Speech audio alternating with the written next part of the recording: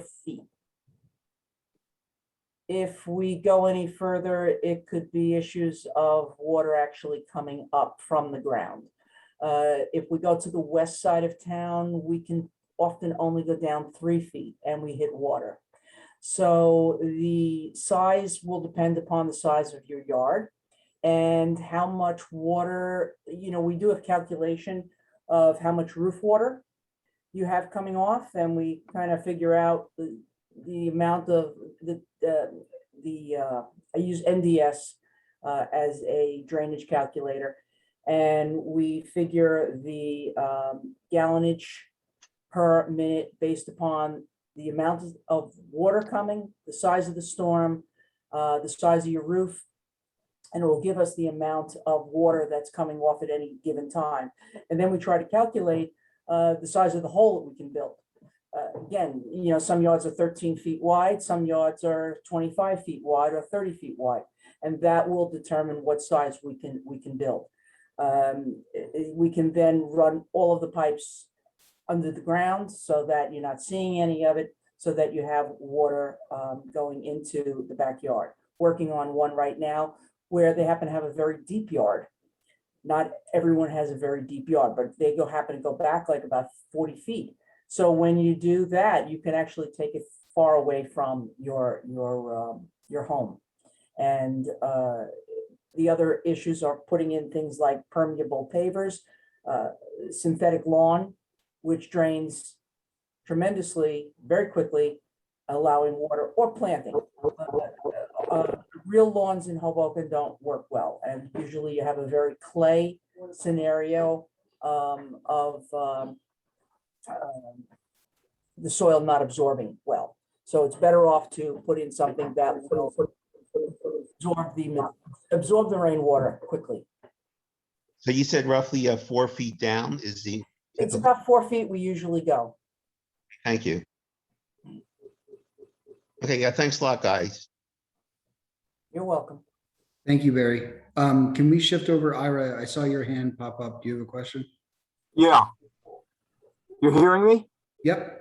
Okay. Yeah, I have a specific question about, a strategy to waterproof some drywall and the seam at the bottom of the drywall in my garage, which during Ida, water seeped under the wall itself. And I can see this as being an ongoing problem. And I've been trying some strategies. Anybody on this panel have any ideas about that? So I had a little bit of a tough time hearing the question, but you're talking about seepage underneath drywall through a garage wall, not from like a garage door, but from a garage wall. Well, the water came in through the garage, no matter what, through the door, and it flooded into the garage, and it didn't help. There were a lot of morons driving around causing, which essentially then seeped behind the garage into my storage and my wife's art studio. So I realized the only way I'm ever going to survive being in Hoboken any further, I've got to create a strategy. If it's in the garage, it's not that treacherous. But the point is the damage it causes seeping beyond that. Understood. I think that might be a good question for either Brian or Tyler about exterior floodproofing. If you want to, either one of you want to give that one a shot.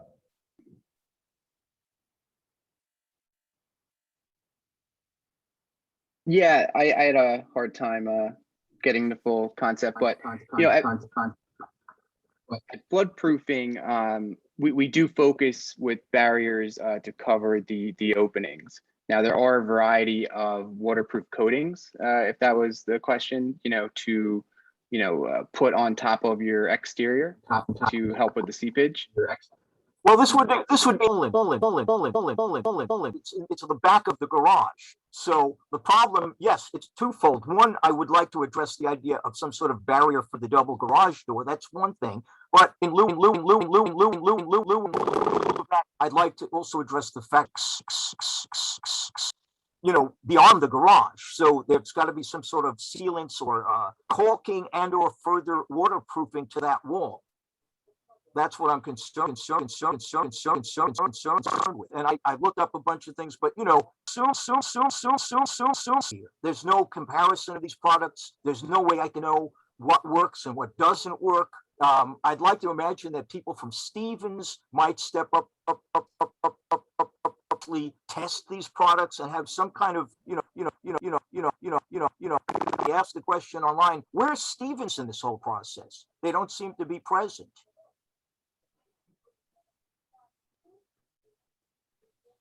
So Stevens has been asked to provide modeling resources, but not technical resources at this point in time. But what I'm going to do, all right, is I'm going to just take notes on what you're requesting, and we're going to log them as part of a follow-up from the city to kind of answer those questions, since I think I understand the issues that you're dealing with, both seepage and water coming in from outside. Right, both. I'd like to address both if possible, and Right.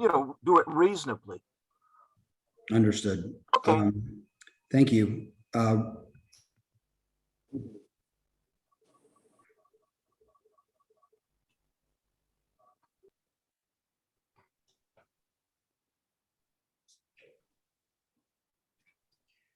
Yeah, I think you're muted, Caleb. Muted, Kayla. I'm sorry, Ron, you're unmuted. I saw your hand go up. No, I am not on mute apparently. Can you hear me? Yeah, All right. Thank you for taking my question. I live in a condominium building right next to John Nastasi, and we have two garages. One is below street level in terms of grade. We have flooded during Irene, during Sandy, and obviously during Ida. The damage, including cars, is approximating $1 million, which is significant.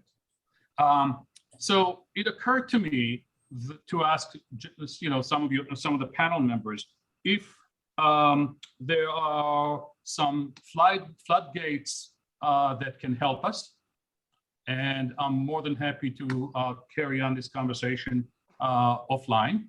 And the second thing I wanted to ask you, Kel, from the city's perspective is, we tend to flood once the water reaches a certain level in the street.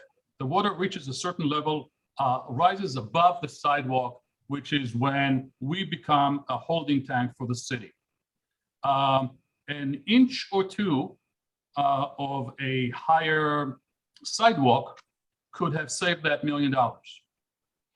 Would that be considered a strategy that the city would find acceptable?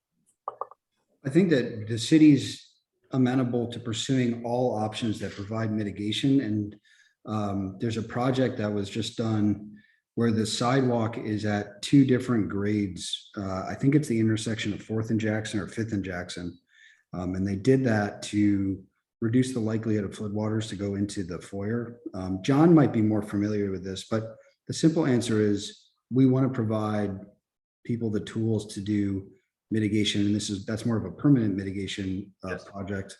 But I think there might be also options for deployable floodgates. It sounds like this would be a good candidate from that, but I'll let one of the experts speak to kind of those deployable measures, if anyone from the engineering team wants to hop into that.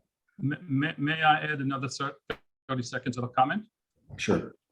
So post Ida, we went and we bought one of those inflatable snakes or tubes. Tiger dams. That I hope can add 3 or 4 inches of a barrier, but it has to lie on the sidewalk, and I am concerned that passerbys may not see it, and it will create some liability issues. So there is a legal issue at hand as well.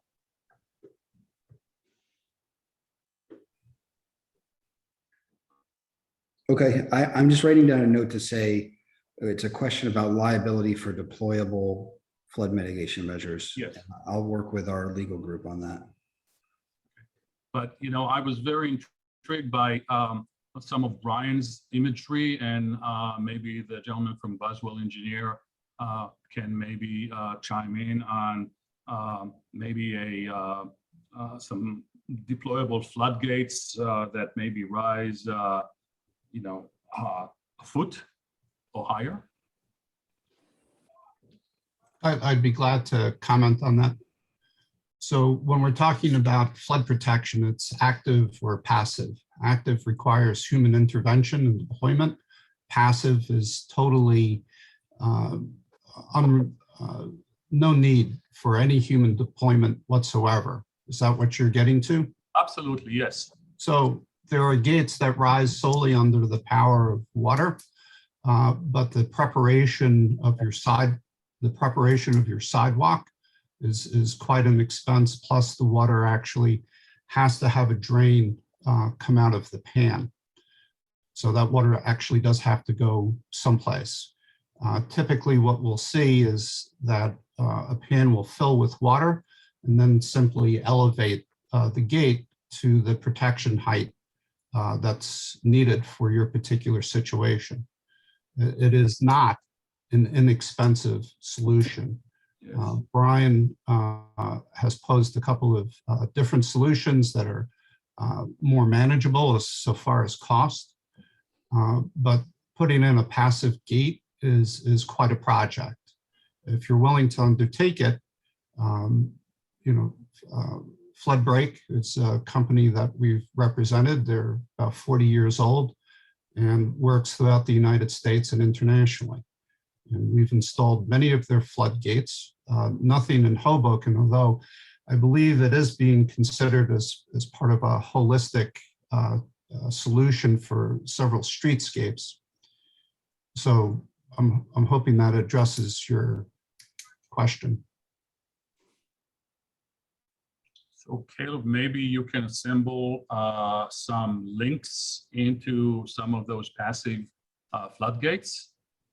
In our situation, we would be looking to install it at street level. So, but I would love to talk to some people more about this because doing nothing is no longer an option.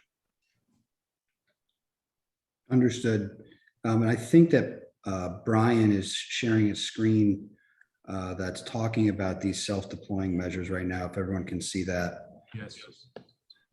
Yeah, just to add to what Paul was saying, it is an undertaking with the installation, but passive is a great solution, right? This is a self-activating flood barrier, right, that uses the water itself, right, to lift it up, right? So you could see here on the left side, just some schematics of how it works with the drain pipe that would, be overcome and that would start to activate the wall. But it's a great product. You have gaskets on the side, right, that go against the wiper walls. So as soon as this barrier starts to lift up, even if it only lifts up a foot and it's a 4-foot high wall, you get that foot of protection. And yes, this product is installed all around the world, all around the country, and all different types of applications for pretty much any height.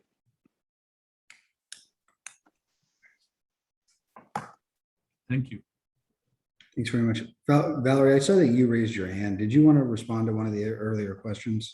Yes, I did. And John Nastasi and I have worked on a couple of these situations where there is a penetration of water from the side into the foundation.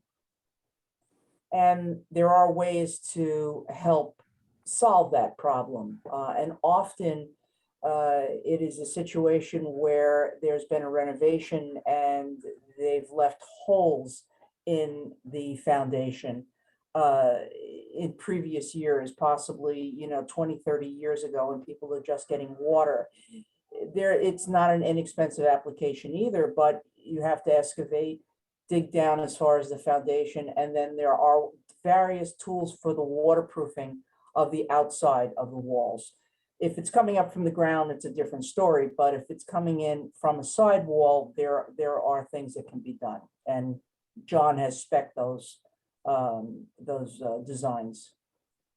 Thing I would add is, and Ron, we should talk more about this, is when people have water issues, what should be mentioned here is, during a storm event, people need to go down into their garages if you're Ron, or basements if you're a homeowner, and try to assess where the water is coming from. Valerie was talking about an issue we had up on Hudson Street, which is one of the highest elevations in town. We were getting water through the sidewall of the foundation, even though we were at Hudson Street at 8th, the 800 block. And we spec'd this sort of waffle fabric, and then Valerie's group applied it to the sidewall, and just because of the engineering of that fabric, it completely solved the problem. So, but we were able to discern that it was coming in through the sidewall. You have to kind of know, is it coming through your garage like some people were talking about? Is it coming because of rising sidewalk water, or is it just coming because of groundwater? You kind of have to know where it's coming from so that you can address where the solution needs to go. So yes, we should talk. I know exactly where the water was coming from. I was watching it until I was knee deep. And I know exactly where it's coming from. I believe it can help us for an Irene, Ida type of an event, but not a Sandy event, which created a different set of issues for the city of Hoboken. Right. One other thing to keep in mind, that water will run laterally due to hydrostatic pressure. It will run laterally until it hits a barrier it can no longer penetrate. And then it starts to drop down. So if you have a front yard or backyard that does not have a protection barrier on the foundation, it's going to, and it can penetrate, it's going to continually penetrate through that exterior barrier until it stops and when it's inside. But if there is something that is preventing it from going in, it will proceed to flow down.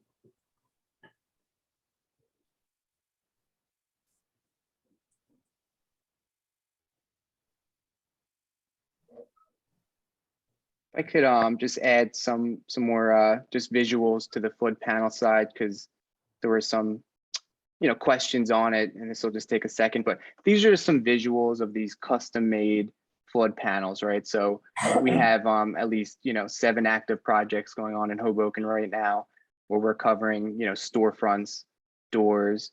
What's really neat about this product is fully custom made to the width and size, can connect them together. But I go to this slide because you talk about deployment, and this type of product, if this video will play for you on the right side, it is a toolless deployment. So you have these anchors in the face of the building, right? These snake anchors that have caps on them. You remove the cap when you're ready to deploy. And then we call it toolless deployment because you have this bolt with a knob attached to it. And you're basically just sticking it through the panel, lining it up with the anchor that's preset in the wall, and just hand tightening it.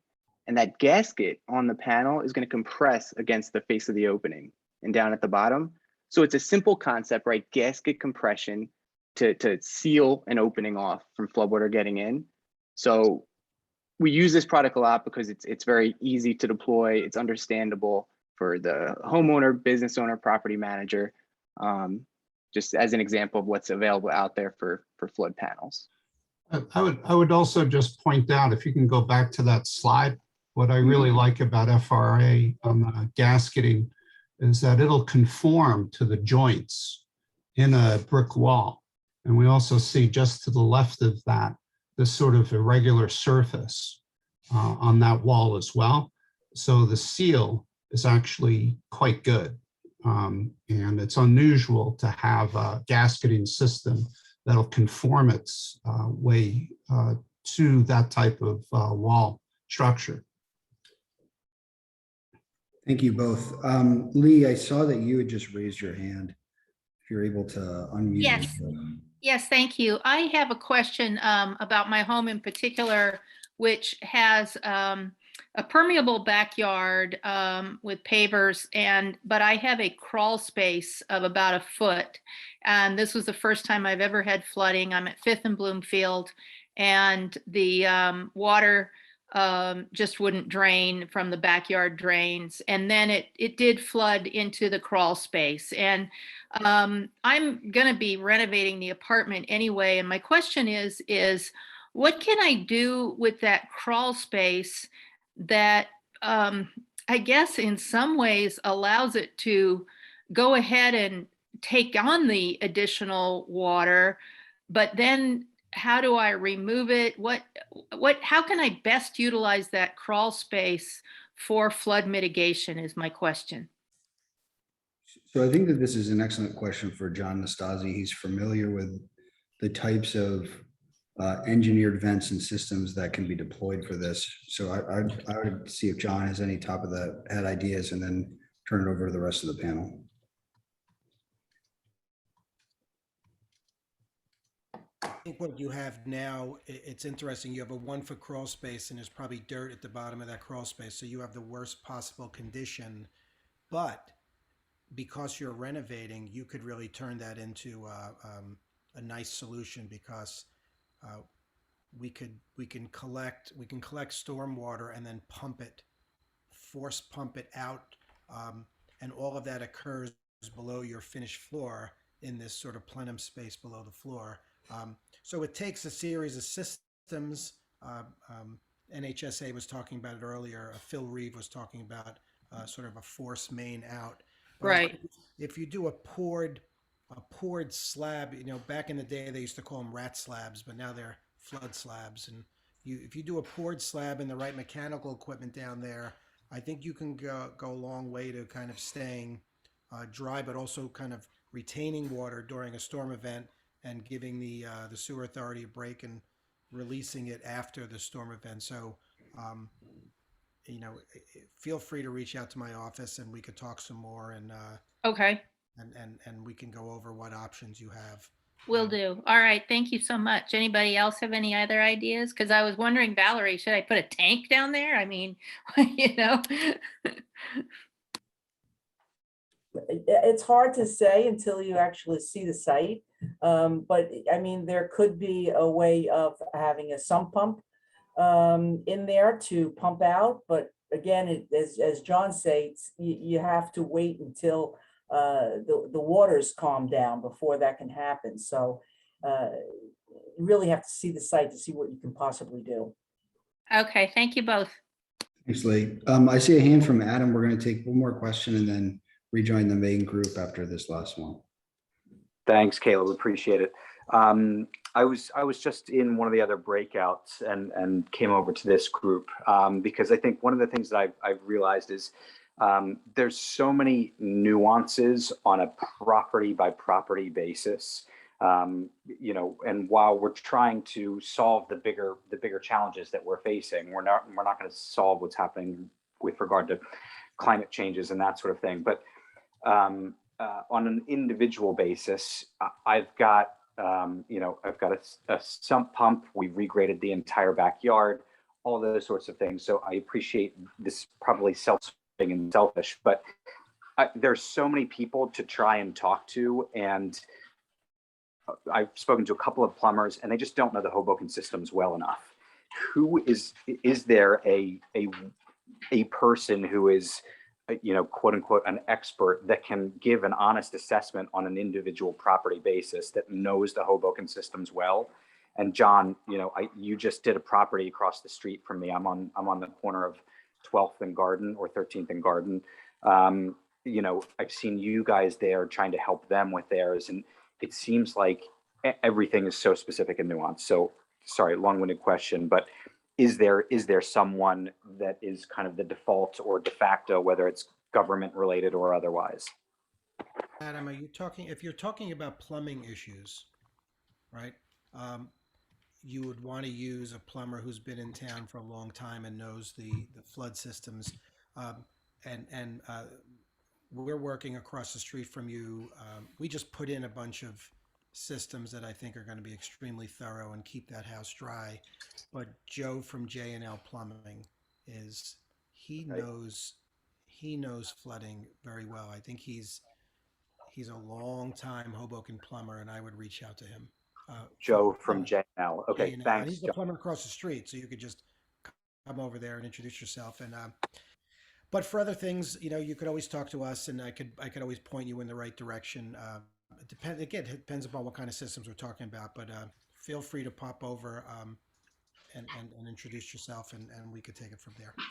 Okay, thanks And so much. Appreciate it. Adam, I'll say one of the initiatives the city's going to be working on is developing these different typologies for the types of flooding that occurs and the types of interior, exterior, roof, or even through the sewer flooding, and the different practices that could be put in place, and trying to standardize what can be effective.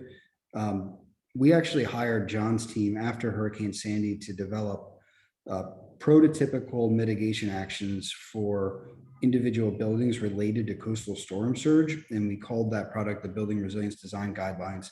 And it's become clear that that's incomplete, and that the city needs to work with architects and engineers and the flood risk experts on this call to develop a scenario-based planning tool to apply effective strategies to these different mitigation activities that relate specifically to rainfall relating flooding.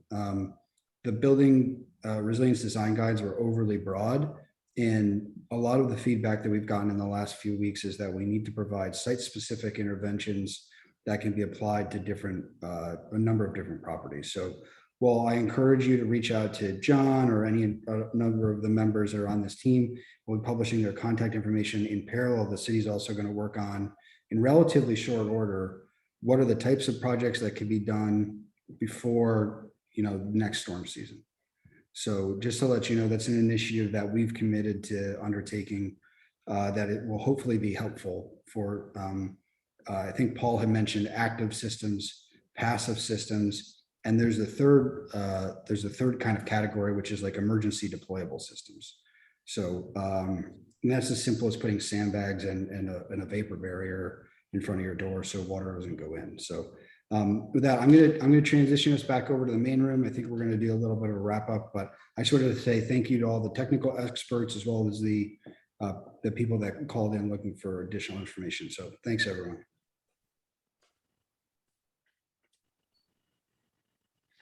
And don't leave the meeting unless you want to leave the meeting. Just leave the breakout room. There's a tab on your bottom right that you can click on.